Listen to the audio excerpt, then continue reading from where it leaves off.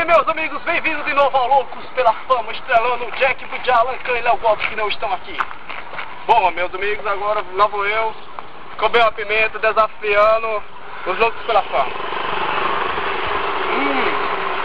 Cara.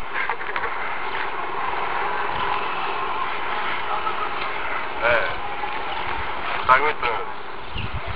Tá gostoso, não tá? Esse cara é demais, velho. É, isso aí tá foda, tá gostando mesmo. Mastiga. Se liga agora. Fala que tá gostoso. Fala que tá gostoso, não diga que tá ruim não. Não diga que tá ruim não.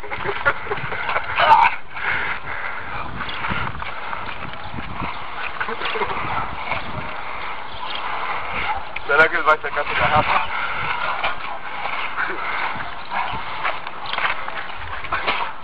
Tá barrigido. Não vai dar.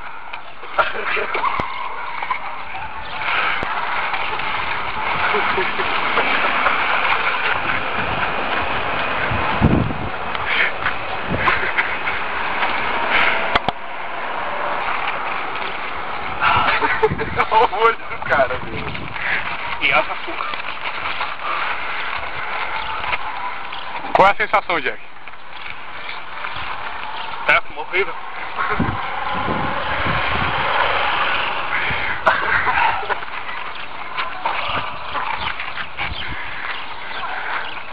Eita, negócio forte. Beba água.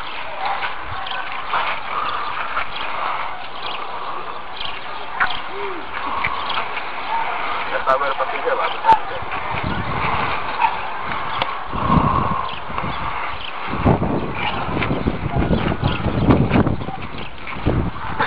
E como puder, pessoal, estamos aqui de volta.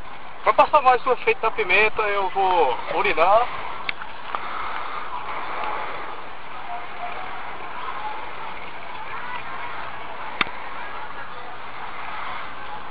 Droga! E tomar da minha própria urina.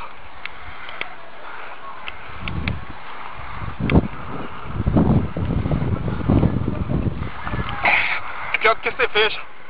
Droga. E também, veja só, a pimenta. Pra vocês que não sabem, muitos dizem que pimenta no olho do rosoto é refresco. Vamos fazer o teste.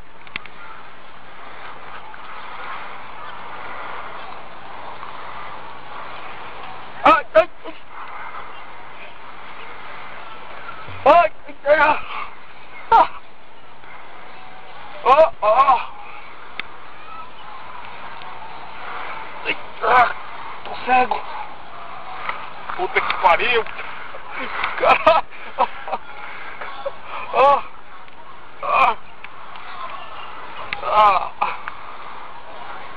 É de verdade.